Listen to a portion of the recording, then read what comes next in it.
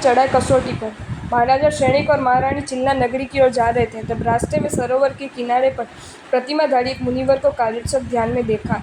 प्रशांत मुद्रा में खड़े मुनिवर को देखकर राज दंपति ने भावपूर्वक वंदन किया। शिशिर ऋतु एवं पौष मास की भयंकर सर्दी के मौसम में मुनिवर को खुले आकाश में ध्यानमग्न देखकर विस्मित होते हुए दोनों राजभवन में पहुंचे।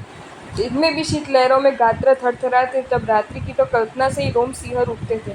ऐसी भयंकर सर्दी की रात में मगधपति महारानी चिल्लना के साथ ऊनी वस्त्र ओढ़कर अपने शयन कक्ष में सोए हुए थे। चिल्लना का एक हाथ कंबल से बाहर रह गया था। भीषण ठंड के कारण हाथ लकड़े की तरह जकड़ गया। अर्ध जागृत अवस्था में महारानी ने अपने हाथ लकड़े जैसा महसूस किया। हाथ को कमल में लेते समय उसको प्रतिमाधारी ध्यानस्थ मुनिवर की याद आ गई। वह नींद में बड़बड़ाई कि इतनी भयंकर ठंड में उनकी क्या हालत होगी। ये शब्द श्रेणिक ने सुने और वे स्तब्ध हो गए। वे सोचने लगे कि मेरी प्रिय रानी जरूर कोई पराये पुरुष के प्रेम में लब्ध हुई लगती है। मेरे सामने तो वो प्रतिव्रता स्त्री का नाटक करती है, मगर आज उसके दिल की बात अनायास मुख से निकल गई। क्षत्रिय राजवंश में जन्मी और मगध की साम्राज्ञी बनकर मनवांछित सुखों का उपभोग करती है, फिर भी वो पर पुरुष से प्रेम रखती है। सच्ची कहा कि नीर और नारी नीचगामिनी होते हैं। स्त्री कभी किसी की हुई नहीं है और होगी भी नहीं। इस प्रकार मगधपति व्यग्र होकर सोचने लगे। कुपित महाराजा ने बिना कुछ सोचे समझे चिल्लना को जान से मार डालने का निर्णय कर लिया। कहा है कि कोह पैठो देह धरी तीन विकार लेह, आप तपई पढ़ तपा भई पढ़तः हानि करे। अर्थात क्रोध जब देह रूपी घर में प्रवेश करता है तब तीन प्रकार की विकृति करता है। क्रोध कराने वाला स्वयं जलता है, दूसरों को जलाता है और परस्पर दोनों की हानि करता है।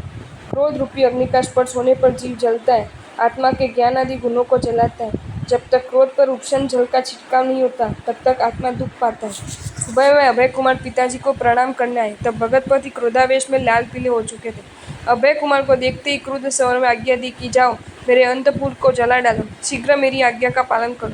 महारानी चिल्लना का महल आग में फूंक डालो। भगतपति का रौद्र स्वरूप देखकर अभय कुमार के आश्चर्य का पार न रहा। वे सोचने की लगे कि ये क्या हो गया। पिताजी के क्रुद्ध चेहरे को देखकर कुछ भी पूछे बिना उन्होंने कहा कि मैं शीघ्र आपकी आज्ञा का पालन करूंगा। कठोर आज्ञा देकर भी भगतपति का मन शांत नहीं हुआ। तब मन को शांत करने के लिए वे गुणशील उद्यान की ओर चले। वहां जाकर प्रभु वीर को वंदन करके प्रभु से सीधा प्रश्न पूछा कि प्रभु, चेटक राजा की सभी पुत्रियां सती है या असती। अंतर्यामी प्रभु ने कहा, मगधेश, चेटक की सातों पुत्री सती है, महासती है। महाराजा का मन बहुत व्याकुल था। उन्होंने प्रभु को फिर से पूछा कि भगवान, तो चिल्लना रात को किसकी चिंता करती हुई बड़बड़ाती थी। सर्वज्ञ प्रभु ने श्रेणिक राजा के मन में संदेह को मिटाते हुए कहा कि जब तुम दोनों यहाँ से राजभवन की ओर जा रहे थे तब सरोवर के किनारे पर तुमने प्रतिमाधारी एक मुनिवर के दर्शन किए थे। रात को चिल्लना का हाथ कंबल से बाहर रह जाने से जकड़ा गया था। अर्ध जागृत अवस्था में उसे पीड़ा का अनुभव हुआ। तब उसको मुनिवर की याद आई और वह बड़बड़ाई कि उनका क्या हाल होगा। अर्थात चिल्लना के मन में ये विचार आया था कि यह बंद कमरे में हाथ कंबल से थोड़ा बाहर रह जाने से इतना जकड़ गया, तो इस भयंकर सर्दी में खुले आकाश में वस्त्र रहित अवस्था में कार्यक्षक में खड़े मुनिवर की हालत क्या हुई होगी। प्रभु महावीर के मुख से सत्यात को सुनकर मगधपति स्तब्ध हो गए। सर्वज्ञ परमात्मा ने कहा, श्रेणिक, तुम्हारे अंतःपुर निर्मल है, इस बात में जरा सी भी शंका मत रखो, और चिल्लना तो सती शिरोमणि है। यह वृत्तांत सुनकर हृदय में पश्चाताप के भाव के साथ महाराजा शीघ्र राजभवन की ओर लौट चले। रास्ते में दूर से ही धुआं उठता दिखाई दे रहा था। ये देख मगधपति घबराए। वे सोचने लगे कि मैंने कुछ भी सोचे बिना ही कैसा अकार्य किया। सहसा अविवेक से किसी प्रकार का निर्णय नहीं करना चाहिए, क्योंकि अविवेक ही आपत्तियों का उद्गम स्थान है। बुद्धि निदान अभय कुमार ने चिल्लना की महल में से हटाकर भूगर्भ गृह में सुरक्षित बिठा दिया। बाद में राज आज्ञा का पालन करके वे प्रभु वीर के दर्शन करने आए। रास्ते में मगधपति मिले। अनिष्ट की आशंका से व्याकुल होकर उन्होंने पूछा कि क्या तूने तेरी माता को हंसते हंसते जला दिया। अभय कुमार बोला, हाँ पिताजी, आपकी आज्ञा का पालन किया है। अभय कुमार बोला, हाँ पिताजी, आपकी आज्ञा का पालन किया है। महाराजा श्रेणिक क्रोधित होकर कहने लगे, पापी, तू बुद्धि निदान नहीं परंतु नितांत मूर्ख है। कुछ सोचा भी नहीं और ये क्या अनर्थ कर डाला। अब क्या मुंह लेकर मेरे सामने खड़े, जा, चला जा, मेरी आंखों से दूर। पिताजी की आज्ञा शिरोधार्य करते हुए अभय कुमार नतमस्तक होकर वहीं से सीधे घुमशील उद्यान में प्रभु महावीर के चरणों में पहुंच गए और प्रभु के पास शीघ्र संयम अंगीकार कर लिया। अभय कुमार ने सर्वविदित धन का स्वीकार करके उत्तम चारित्र की आराधना एवं उग्र तपश्चर्या करके अंतिम समय में संलेखना सहित 1 मास का अनशन किया। आयु पूर्ण होने पर अनुत्तर विमान में देव रूप में उत्पन्न हुए। वहाँ का आयुष्य पूर्ण करके मनुष्य भाव में जन्म लेकर संपूर्ण कर्म विनष्ट करके सिद्ध गति को प्राप्त करेंगे। मगधपति बावड़े होकर राजभवन पहुंचे। वहाँ महारानी चिल्ला को भूगर्भ गृह में नमस्कार मंत्र का स्मरण करती हुई सुरक्षित देखा तो आनंद से उछल पड़े। वे बोल उठे कि धन्य है अभय तेरी बुद्धि को, न तूने मेरी आज्ञा का पालन भी किया और उठे कि और चिल्लना को भी बचा लिया। शाबाश कुमार शाबाश। महाराजा सैनिक अभय कुमार के आने की प्रतीक्षा में बैठे थे। बहुत देर तक वे नहीं आए तब महाराजा ने उसे बुलाने के लिए सेवक भेजा। तब पता चला कि वे गुणशील उद्यान में गए थे। वहाँ ही उन्होंने प्रभु महावीर के पास दीक्षा अंगीकार कर ली। ये समाचार सुनते ही महाराजा के होश उड़ गए।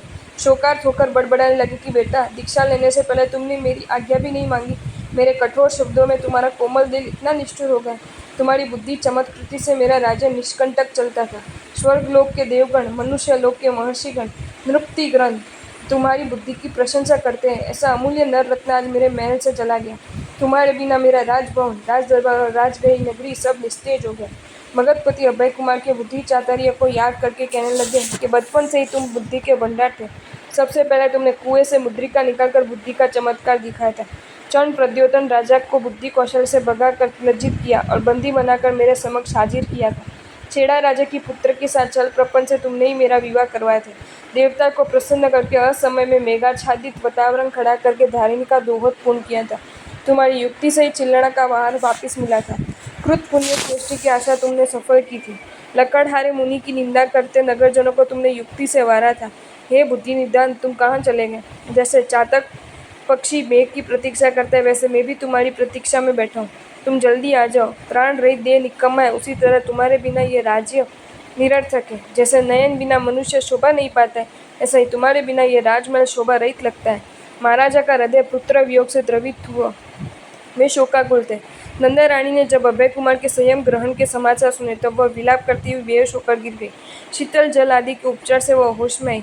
वो सोचने लगी कि पुत्र के बिना सुने भवन में रहकर मैं क्या करूं। स्वस्थ होकर वह महाराजा को कहने लगी कि नाथ, अभय ने तो माता पिता, राज्य परिवार, सत्ता संपत्ति सर्व का मोह छोड़कर संयम स्वीकार कर लिया। उसके बिना मुझे ये महल सुना लगता है। मेरा मन भोग सुखों से विरक्त हो गया। मैं भी पुत्र के मार्ग का अनुसरण करना चाहती हूँ। आप आज्ञा दीजिए। मगधपति की आज्ञा लेकर नंदा रानी आदि 13 रानियां प्रभु महावीर के पास प्रवज्या लेने तैयार हुई। 13 रानियों के नाम इस प्रकार है: नंदा, नंदवती, नंदोत्रा, नंद श्रेणिका, मरुता, समूर्ता, सुमरुता, महामरुता, मरुदेवा, भद्रा, सुभद्रा, सुजाता, सुमनायिका, भूतदत्ता। नंदा के पास जो दिव्य कुंडल और दिव्य वस्त्र थे वह उसने प्यारे पुत्र हल विहल को दे दिया। मगधपति ने 13 रानियों की दीक्षा महोत्सव बड़े आडंबर के साथ मनाया।